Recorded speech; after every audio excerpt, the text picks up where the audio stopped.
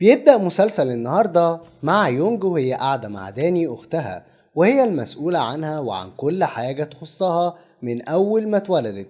وده بعد ما والدهم اتوفى من 7 سنين فاتوا وبقوا عايشين لوحدهم. ويونج اشتغلت في وظايف كتير جدا جدا، وناس كتير نصبت عليها ومحدش بيساعدها أبدا. ومرة لقت تليفونها بيرن وحد بيقول لها إنه عايزها تشتغل عنده، وفرحت طبعا جدا. وطبعا يا فرحة ما تمت، واكتشفت انه عايز يضحك عليها برضو هو كمان، ويديها فلوس قليلة واتعاركت معاه برضو. وفي نفس الوقت صاحبة البيت خبطت عليها وعايزة الإيجار بتاعها، وبتقول لها انتي اتأخرتي عليا 3 شهور وده كتير قوي. وقالت لها ان لو ما دفعتش النهاردة هتكون مضطرة تطردها خالص. وقالت لها والله انا معيش فلوس دلوقتي، ولازم الاقي شغل علشان ادفعلك اللي انتي عايزاه. قالت لها ان مشكلتها دي بره عنها، وانها ملهاش اي ذنب في كل ظروفها دي، وان في خلال 24 ساعة يا الايجار يا تلمي حاجتك وتمشي. وبتحاول تاني معاها انها تديها شهر واحد حتى، وبتقول لها اصبري عليا الشهر ده بس وعديكي كل اللي عليا ومقدم سنة كمان. فالست قالت لها ان معاكي لحد اخر الاسبوع، غير كده هكلم الشرطة وهم بقى يتصرفوا معاكي. وقالت لها انها هتفضحها في الشارع ومش هتخلي حد يسكنها عنده تاني. ويونج قاعدة بتفكر هتتصرف ازاي بقى، والست دي سهل تنفذ كلامها فعلا، وكل اللي هممها الفلوس، وانها ست شرانية بصراحة ومش حاسة انها هتكون طيبة خالص معاها. وقررت تدور على شقة تانية تنقل فيها هي واختها على اخر الاسبوع بالكتير. بس قبل ما تتفرج على شقق بتعدي تجيب داني من المدرسة، وشافتها وهي بتتخانق مع زمايلها اللي بيتنمروا عليها علشان هي يتيمة ومعندهاش اب، ومش هتروح معاهم حفلة التخييم. راحت لاختها تسألها مين العيال اللي زعلتك دي، وليه سايباهم كده ومش بتجيبيهم من شعرهم وتاخدي حقك منهم، المفروض تديهم قلمين على وشهم يعني اقل حاجة. وقالت لها انها اتعودت على التنمر ده، وانها وحيدة ومنبوذة. حست بالذنب قوي من ناحية اختها، وانها قصرت مع اختها كتير، علشان كده قررت تجيب لها حقها. وقالت لهم ان داني هتشترك في حفلة التخييم غصب عنهم، وانه ملهمش دعوة بيها خالص. وداني فرحت ان اختها بتدافع عنها، وزادوا في التنمر اكتر وقالوا هتشتري خيمة لاختك ماشي، بس هتشتري ليها اب كمان. وفضلوا يتريقوا عليهم هما الاتنين، علشان كلنا ابهاتنا هتكون معانا وهنلعب وهنرقص وهنعمل كل حاجة نفسنا فيها. الدور باقي عليكي انتي واختك وانتوا ما عندكمش اب كده. واستغربت المجانين دول وان عندهم كام سنة علشان يعملوا فيها كده. طلعت تجري ورا الاطفال، وداني مصممة حصل خير هتفضحينا في المدرسة، وكمان كفاية بتنمروا عليا هيقولوا اختي مجنونة يعني بعد اللي هتعمليه ده. وقالت لها ان لازم اعلمهم الادب علشان محدش من اهلهم عرف يربيهم، فهربيهم انا بنفسي. وداني صممت، واختها قالت لها براحتك اعملي اللي انت عايزاه بقى، بس طبعا زعلت جدا منها. بعدها طلعت على القهوة تشوف شغلها مع صاحبها ليو، الشاب الوحيد اللي في حياتها، وهو وقف جنبها في حاجات كتير من وقت ما أهلها ماتوا. وفضلت تحكي له عن صحاب داني في المدرسة، وإنها متضايقة جدا، وقالت له إن علمتهم الأدب أصلا. وحكت إن الست اللي في البيت كمان عايزة الإيجار، وإن آخر الأسبوع عايزة تمشيها. وقالت له إنها فرحانة إن علمت العيال اللي في المدرسة الأدب رغم إن أختها زعلت. والله طيب ما هما ممكن يقرروا يزودوا التنمر ده. وبدأ ضميرها يأنبها برضه ناحية الحوار اللي حصل. وقالت له طيب اعمل ايه علشان اصالح داني دلوقتي. وقال لها انه هيساعدها وهيرجعها بدري النهارده من الشغل علشان تعمل لها مفاجأة، وكمان اديها فلوس تشتري لداني الاكل اللي بتحبه، وانها تجيب لها هدايا والعاب وتعوضها عن اللي حصل في المدرسة النهارده، وانه هيكمل الشيفت مكانها. داني فضلت تلف في الشارع كتير ومش لاقية حاجة تعملها وهي وحيدة ومعندهاش أصدقاء. وشافت أب وبنته بياكلوا في محل بيتزا وجذبوا انتباهها، وفضلت تبص عليهم كتير من بره. نادى الراجل صاحب المحل وقال له شوف صرفة في البنت اللي واقفة بره دي، مش عارفين ناكل اللقمة أنا وبنتي. صاحب المحل اتعصب وراح يتعارك مع داني علشان الوقفة اللي هي واقفاها، وبيقول لها امشي من هنا، وفين أهلك وإيه اللي جابك هنا أصلا. قالت له أنا ما عنديش أهل يا عمو، أنا وحيدة أصلا وأهلي كلهم ماتوا. بس هو مهتمش بكل كلامها وقال لها باين على شكلك امشي بقى من هنا. اتضايقت جدا. وفي الوقت ده جون كان معدي وشاف الطريقة اللي صاحب المحل اتكلم بيها مع البنت، وكان متضايق جدا وجاب اخره وراح هزقه. وقال له ده انت لو حيوان مش هتتصرف بالطريقة دي مع بنت صغيرة. وقال له انت مين انت وايه دخلك اصلا. قال له انا ابوها عايز حاجة تاني، ولو كلمتها كده تاني هكسر عظم وشك. الراجل خاف وقال له ما كنتش اعرف انها تبعك يا باشا، انا اسف. وراح يسأل داني نفسك تاكلي ايه، اختاري وانا عجبهولك حتى لو المطعم كله ما يهمكيش الفلوس. فرحت داني قوي بالقرار ده وحبت انها تاكل اكبر بيتزا جوه، وقالت له اهم حاجه ناكلها انا وانت. وفي نفس الوقت ده كانت وصلت يونج البيت وعملت لداني الاكل اللي بتحبه كله، وقعدت مستنياها وبعتت لها رساله. داني وصلت وهي مبسوطة وفرحانة واستغربت يونج وسألتها كانت فين وإيه أخرها كده. اتهربت منها وقالت لها إنها كانت متضايقة شوية وقررت إن هي تلف في الشارع لحد ما تبقى كويسة. اعتذرت يونج على طريقتها في المدرسة وعن اللي حصل النهاردة، وقالت لها حضرتلك الفراخ وكل الأكل اللي بتحبيه علشان تكوني قوية وتقدري تدافعي عن كل المتنمرين دول. قالت لها لا شكرا، ماليش نفس لأي حاجة. قالت لها انت لسه متضايقة مني؟ قالت لها لا، ما بقتش مهتمة بالمتنمرين دول ولا بكلامهم، انا عايزاكي في موضوع تاني خالص. قالت لها خير قوليلي. قالت لها لا، المرة دي خير بجد. هسألك سؤال كده وتجاوبي بصراحة، ما نفسكيش كده يكون عندك اب طويل وعريض؟ قالت لها طبعا. قالت لها وانا كمان. يونج قالت لها وانا عملت اي غلط؟ اكل وجبتلك، مصاريف واديتك، هدوم واشتريت، وعملت كل حاجة انت عايزاها. ساعتها عرفتها وقالت لها انت يا يونج ما قصرتيش في اي حاجة معايا، لكن انا وانتي محتاجين لاب. قالت لها معاكي حق، بس هنجيبه منين؟ فرحت داني قالت لها انا هجيبهولك لحد عندك. استغربت البطله وفكرتها بتهزر وقالت لها ان شاء الله يكونوا 5 واحنا هنقول لا. ما صدقت داني وقالت لها لا هو واحد بس مش 5. قالت لها استنيني بس وهتعرفي كل حاجه. وفجاه لقيت لراجل غريب لابس نظاره، قال لها حضرتك الاستاذه يونج؟ وقال لها انا جايلك في كل خير والله فعلا. وقال لها انا سمعت انك بتدوري على اب. وهي استغربته وقالت له انت شارب ايه على الصبح، احنا في مكان شغل. وقالت له ان هي كبيره وكان عندها اب واحد ومات خلاص. وقالت له انها مش محتاجة اي حاجة غير انها تدفع ايجار للشقة $100 بس. وقبل اي حاجة لقيت شاب وسيم وكاريزما، وكل البنات اول ما شافته عجبها جدا وعينيها ما نزلتش من عليه. وراح ادى ليونج الكارت بتاعه. وقالت له اعمل ايه يعني بالكارت ده؟ قال لها ده انا هكون ابوكي. قالت له ان انتوا شكلكم بقى مجانين، وهو انتوا كلكم عبط كده النهارده؟ راحت معاه تشوف ايه العبط اللي بيقوله ده، ولما عملت سيرش عنه اكتشفت انه غني جدا جدا وعنده شركة كبيرة و5 عربيات. من الاخر يعني هو غني غنى فاحش. وقالت له هو ايه اللي يخلي شاب وسيم زيك كده يجي يقول لي الكلام ده؟ قال لها المهم انت تعرفي واحده اسمها داني؟ قالت له اه طبعا اعرفها، دي اختي الصغيره وانا اللي مربياها من ساعه ما اهلنا ماتوا. وقالت له انت تعرفها منين؟ ونادى السكرتير بتاعه وقال له يا عم اديها العقد وخليها تمضي. قالت له عمضي على ايه؟ قال لها امضي بس وخلصينا. ونرجع ليوم المطعم اما اكتشف انها بنوته كيوته خالص واتصاحب عليها، وهي ارتاحت معاه وحكت له قصه حياتها، وانها يتيمه ووحيده ومنبوذه وما عندهاش غير اخت واحده مش بتسأل فيها غصب عنها برضه، وان اصحابها في المدرسه بيتنمروا عليها، وهو حاول يفرحها يومها. واستغربت وسألته ايه ممكن يخليك تعاملني بطريقه حلوه كده؟ هو انا مثلا صعبت عليك او فكرتني متشرده؟ ولا انت مثلا ممكن تعمل حاجه مش كويسه مع البنات؟ واستغرب ان اصلا البنت الصغيره بتتكلم وهي فاهمه قوي كده، وازاي فاهمه عموما كل حاجه وبتتكلم انها حد كبير قوي كده. قال لها وانا شكلي ده شكل واحد مجرم او حد يأذي حد يعني؟ قالت له لا، بس ممكن بتاخد احتياطاتك يعني برضو. وقالت له حتى لو انت بتفكر تعمل حاجة فانت قمر وانا مسامحاك ومش هبقى زعلانة، ويلا ناكل علشان انا جعانة قوي. وما كانتش عارفة تقطع لنفسها الاكل. قام هو ساعدها واعترفت له انها مش جعانة. قال لها طيب ليه كنت بتبصي على الاكل بره؟ فقالت له انها كانت بتبص على الاب وبنته وغيرانة منهم، لان عمر ما كان عندها اب ولا عيلة غير اختي اللي حكيت لك عليها انها مشغولة دايما علشان تقدر تصرف علينا. واتضايق جدا وعرض عليها انها تكون بنته. اتصدمت وقالت له ازاي وليه؟ قال لها انه محتاج يكون عنده بنت وانتي محتاجة اب معاكي، فاعتقد ان احنا الاتنين هنكمل بعض. فرحت ووافقت وكانت فرحانة اخيرا ان هيكون عندها اب.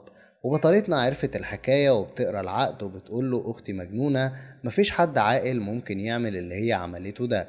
وقالت له انت ازاي اصلا صدقت بنت عندها 7 سنين وتديها امل في حاجة زي دي على الفاضي؟ قال لها لا فعلا انا مش بضحك عليكم خالص والله. قالت له انا ممكن ارجع البيت احذرها من الهطل اللي هي فيه ده، وانت على الاقل تقرب منها تاني باي شكل من الاشكال، ولا حتى تروح عند المدرسة وانا هفهم داني الكلام ده كله. ولا كلامك ده كله على الفاضي فعلا، واصلا داني وقعت العقد معايا من وقت ما كنا قاعدين سوا. وقالت له انا هتكلم مع اختي في الموضوع ده.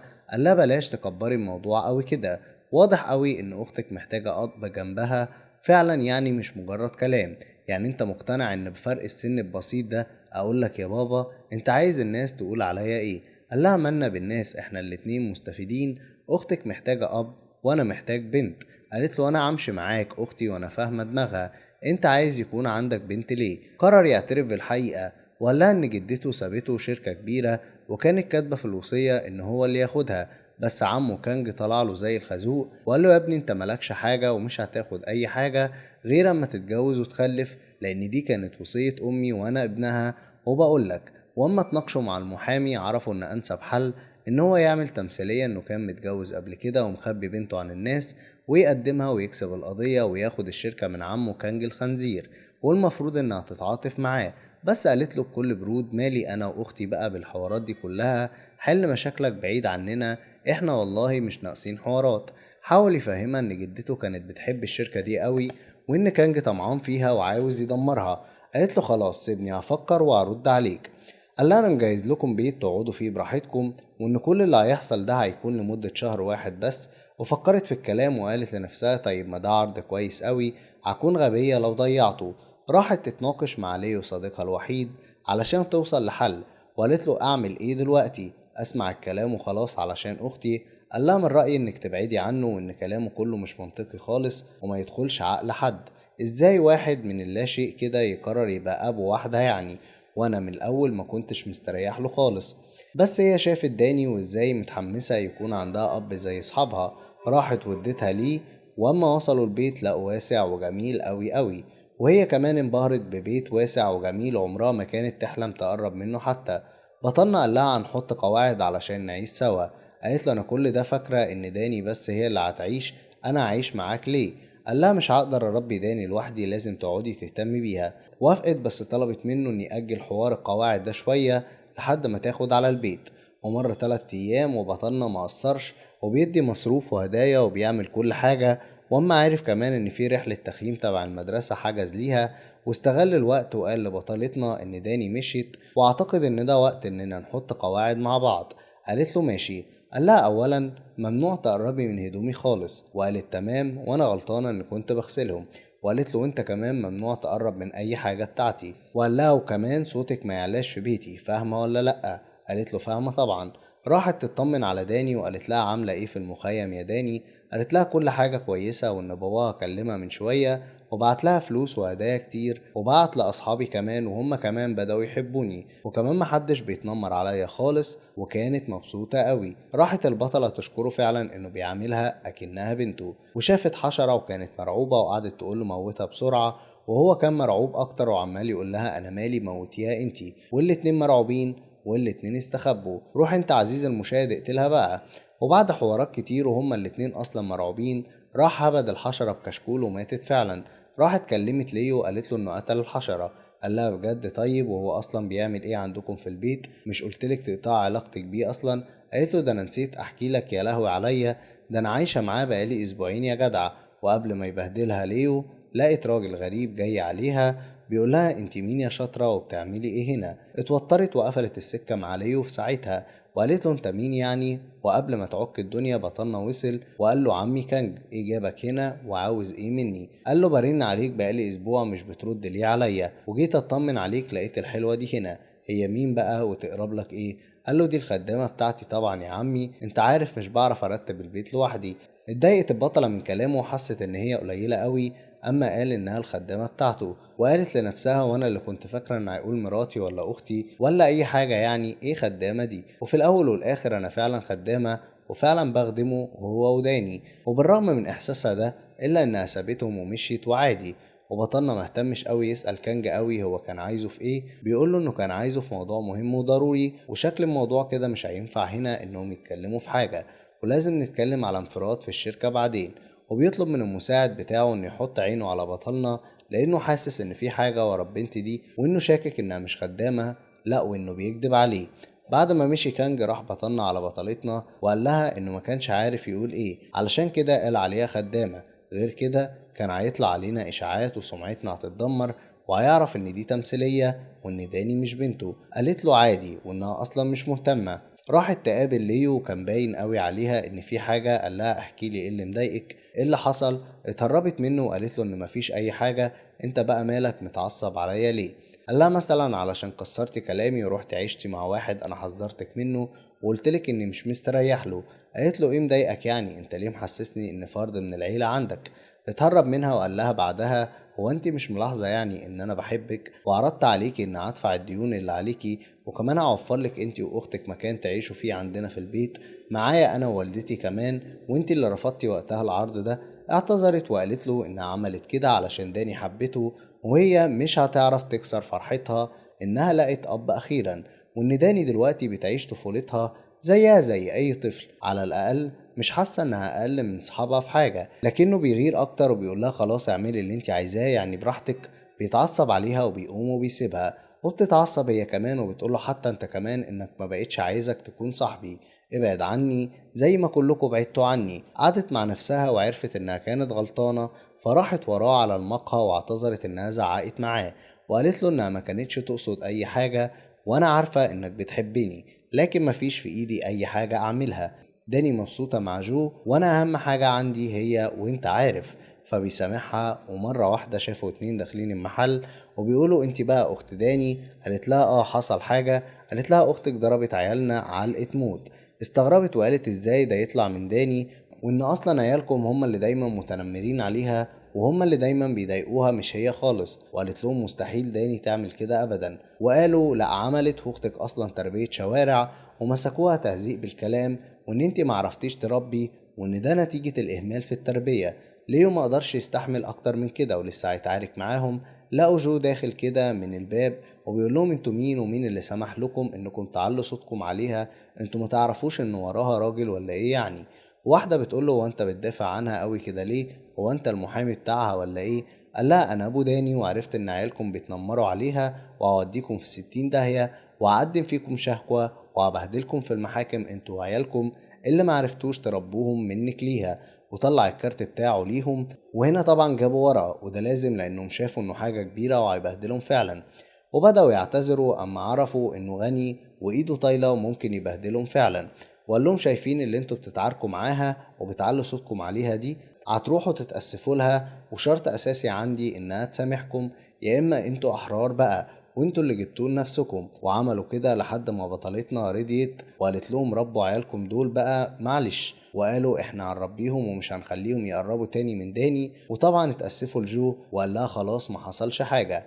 وودع بطلتنا وقال لها انه هيستناها في البيت، وهي من بعد اللي حصل اعجبت بيه اكتر من الاول لان بقى عندها شخص يقدر يدافع عنها ويطلع عين التخين، ومش هيسمح لحد في الدنيا دي كلها ان يدوس لها على طرف. علشان كده اول لما بترجع للبيت بتروح تشكره على اللي عمله معاها في المقهى. قال لها ان ده الطبيعي يعني وهو ما عملش حاجة زيادة واللي المفروض كان يعمله. وبيقول لها انه وعدها قبل كده ان هو هيحميها هي وداني مهما حصل، وبيستغل الفرصة وبيطلب منها انها تخرج معاه في موعد. واخدها على المخزن القديم بيوريها الحاجات اللي اشتراها كلها علشان يبقوا يعملوا تخييم كلهم مع بعض لما داني ترجع ويفرحها. وطبعا هي فرحت لانه دايما بيفكر في داني وازاي يفرحها ولطيف معاها جدا جدا وبيعملها احسن من الاب كمان. وبتقوله ان دي اكنها بنتك الحقيقية مثلا يعني. بيقولها ان هو بيعتبر داني فعلا بنته وان دي اقل حاجة هو يقدر يقدمها لبنت كيوتة زيها، وان هو حبها اصلا من اول يوم شافها فيه وقعدوا اتكلموا سوا. بيستغل الفرصة وبيطلب من بطلتنا يتكلموا مع بعض شوية علشان يتعرف عليها ويعتذر لها عن اللي حصل آخر مرة لما كان عمه هنا. أنا كان نفسي أقول أي حاجة تانية غير إنك خدامة وإنك شخص مميز جدا ومراتي كمان، لكني كنت مضطر أعمل كده عشان أنا حكيت لك حوار الشركة. فبتفهم بطلتنا إن هو بدأ يعجب بيها، فاستغلت الفرصة وبتسأله بصراحة لو عنده مشكلة لو حد شافهم مع بعض يعني. بيقولها إن هو ما بقاش بيهتم أصلا وبيتمنى يقول للكل دلوقتي إن هم عايشين مع بعض وأسرة واحدة، ومش هيقول لحد تاني إنها خدامة، بالعكس هيقول إنها شخص مهم قوي في حياته. وبتفرح جدا بالكلام ده وبتقوله إنها عاوزة تتعرف عليه أكتر، وبتسأل عن لونه المفضل. بيقولها إن هو بيحب اللون الوردي قوي، وبيسألها هي كمان عن لونها المفضل. بتقوله إنها بتحب الأزرق قوي. صاحبنا لسه بيسألها بتحب إيه كمان. بتقوله إنها بتحب داني ومستعدة تعمل أي حاجة علشان تفرحها وبس، وتشوفها كويسة. اتوتر كده وبيقرر يعترف لها أخيرا إن هو معجب بيها، فبتعمل نفسها عبيطة وبتقول له قصدك يعني معجب بيا شبه أختك صح؟ بيقول لها اه طبعا، وبيغير الموضوع وبيقولها انه معجب بشخصيتها عموما لانها ربت اختها من وهي صغيرة وما سمحتش لحد ان يتدخل في حياتها. عملت كل اللي تقدر عليه علشان تصرف عليها وتعيشها في مستوى كويس، ودخلتها مدرسة وما حرمتهاش من أي حاجة. علشان كده هو معجب جدا بشجاعتها، بنت قوية قوي إنها تقدر تعمل كل ده لوحدها وإنها تشيل المسؤولية دي من غير وجود راجل في حياتها، وقدرت تصمد كل ده لوحدها. واعترف لها إن هو كمان يتيم، والدته توفت وهو صغير ومعرفش أي حاجة عن والده، وجدته هي اللي ربته. علشان كده عايز يحافظ على الشركة لأنها آخر ذكرى ليها، والحاجة الوحيدة اللي فضلت له من جدته هي الشركة دي. بطلتنا بتتأثر بكلامه وبتحس إن هو صادق وكان بيحب جدته من قلبه، علشان كده بتعجب بيه أكتر وبيبدأوا يضحكوا ويهزروا ويتكلموا على طول. وفجأة بيظهر شخص غريب وهو بيصورهم مع بعض، لكن للأسف مفيش أي حد منهم لاحظ الموضوع ده خالص.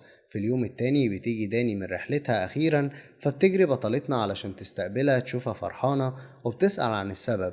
بتقولها داني إن بطلنا عدى عليها وخدها أصلا من عند المدرسة وجاب لها هدايا كتير وألعاب هي وأصحابها، وإن زمايلها كلهم فرحوا كمان، وإنها ما بقتش حاسة إنها أقل منهم ومحدش بقى يتنمر عليها أو يعايرها إن هي ما عندهاش أب. فبتشكره قوي بطلتنا وبتفرح داني وبتحضنهم هما الاتنين، وبيظهر نفس الشخص وبيصورهم تاني هما التلاتة مع بعض. وبرضه للأسف محدش منهم لاحظ الحوار خالص. وبيسمع كمان داني وهي بتقول لبطلنا يا بابا، فبيتصل بسرعة على كانج وبيقول له الحق ده طلع أب، وبيطلع الخنزير اللي بيصورهم هو سكرتير كانج.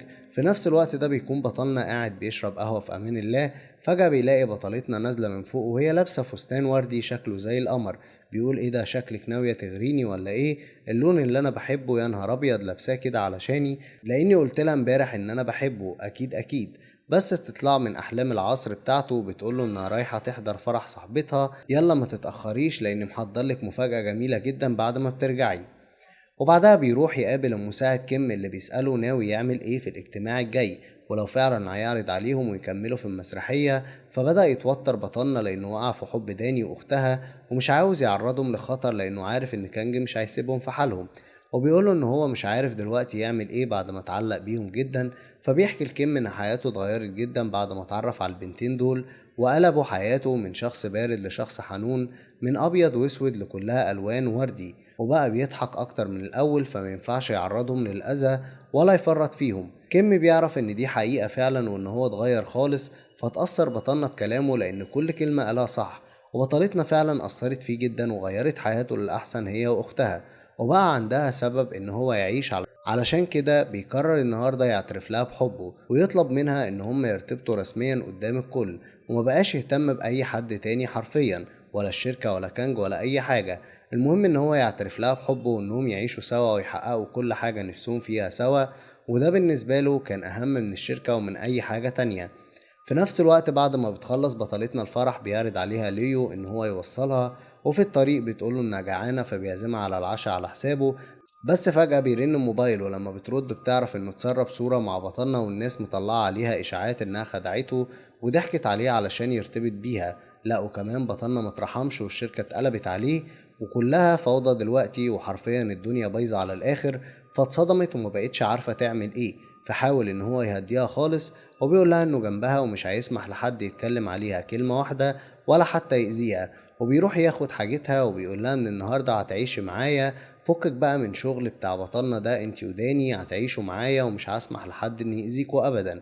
وهو ده ليو الشهم ولا بلاش. وبيتصل على والدته وبيطلب انها تروح تجيب داني من المدرسة، وبيوعد بطلتنا ان هو يسدد كل الديون اللي عليها وهتعيش معاه هي واختها. بس قبل ما تتحرك بيوصل بطلنا في اخر لحظة وبيوقفها وبيقول لها ان هو رن عليها كتير ليه ما ردتش عليه ولا مرة، وبيعرفها ان هو عاوز يتكلم معاها في موضوع مهم جدا.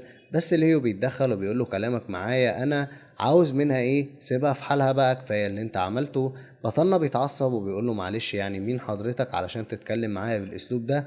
انت كنت الواصي عليها ولا من بقية عيلتها؟ سيبها هي تتكلم، ليها لسان يعني، ولا هي عينتك محامي نيابة عنها؟ ليو بيتعصب وبياخد الصدمة من اسلوبه وبيقول له انا مش جاي هنا علشان اتهزق، وبيطلع كل اللي جواه مرة واحدة، وبيقول له حضرتك بتسأل أنا مين؟ أنا الشخص اللي حبها لمدة 7 سنين. أنا لما كانت بتقول لي كلمة حلوة بس بحلم بيها أيام، وإنه كان مخبي كل حاجة من ناحيته ليها. عرفت أنا مين؟ أنا اللي أحميها، بالعكس مش أنت اللي بتستغلها مش أكتر. بطلنا وقتها بيحس إن ليو خلاص هيسرقها منه، بيعترف لها فورا إن هو معجب بيها وبيحبها هي وداني، ومش هيقدر يستغنى عنهم، وإنه مستعد يطلع يقول للناس كلها إن هو بيحبها ومش بيستغلها ولا أي حاجة. ولو اتمنت دلوقتي القمر هيجيبه ليها، بس ما تتخلاش عني، أنا مش هقدر أعيش من غيرك، وهسيبك دلوقتي تفكري وتردي عليا، لكن مهما يكون هفضل برضه مستنيكي وبحبك للأبد. وهنا بطلتنا ما بتهتمش وبتروح مع ليو وبتسأل ايه اللي خلاه يتعصب قوي كده.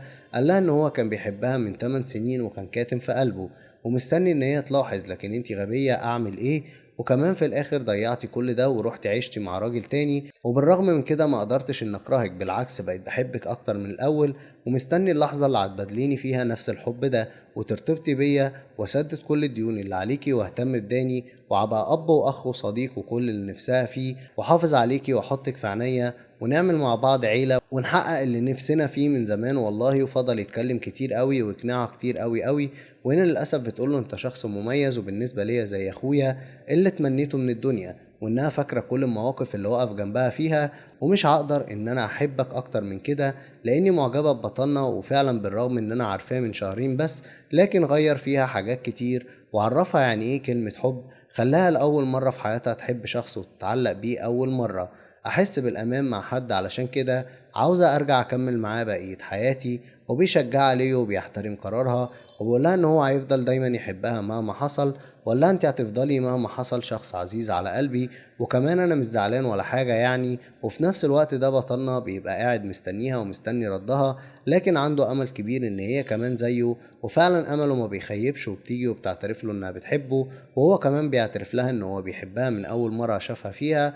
بيعرض عليها إن هما يرتبطوا ويعرفوا الناس كلهم، لكنها بترفض وبتقوله إن لازم يرجع للشركة الأول ويكون مبسوط ويرجع حقه وبعدين يرتبطوا. بيمر شهر على اليوم ده وبينفصلوا هما الاتنين عن بعض، وبطلتنا ما بتعرفش حاجة عنه. في نفس الوقت ده بيبقى بطلنا في الشركة بيعمل عظمة بصراحة عزيزي المشاهد، وبيرجع حق جدته وبياخد الشركة اللي كان بيحلم بيها والحاجة الوحيدة اللي فاضلة من جدته، وبيكشف كانجو قدام الناس وإن هو خنزير وبيلعب في الأسهم وبيحتال عليهم كمان، وإن كل هدفه إن هو يدمر الشركة دي ويبيعها برخص التراب، وبيتفضح قدام الكل في الشركة. وبعد عظمته اللي عملها ده بيعدي على داني يجيبها من المدرسة، وقتها بيشوف بنتين بيتنمروا عليها تاني، فبيروح بسرعة وبيقف معاها وبيقول لهم ايه يا حلوين، انا ابوها، انا ابوها، مالكم بيها بقى؟ ده انا اصلا عامل حسابي ان لو حد فيكم اتعامل معاها بطريقة كويسة عجب لكم لعب كتير وحلويات وتكونوا كلكم اخوات. فبيعتذروا لداني وبيقولوا لها ان النهارده احنا هنعاملك على انك صاحبتنا اختنا وحبيبتنا،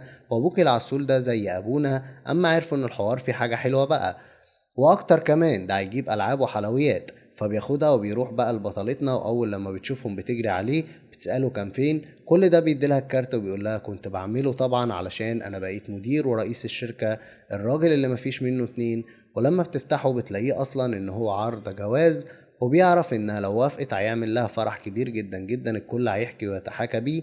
مش بس كده، ده كمان هيفضل جنبها دايما ومش هيتخلى عنها ولا هي ولا داني، وهيعوضهم عن كل حاجة وحشة شافوها، وعن انهم اتحرموا من الاب كل السنين دي، وعن كل التعب اللي هي تعبته والمسؤولية اللي اتحملتها مع داني لوحدها كل السنين اللي فاتت دي. بتقوله مش محتاجة حاجة يعني انك تعمل كل ده، انا اصلا موافقة من غير ما تتكلم وتقولي كل ده، انا كده كده واثقة فيك. يلا بينا نروح على المأذون بسرعة بسرعة. وبكده يكون انتهى مسلسل عزيزي المشاهد، اتمنى تكون استمتعت معايا. سلام.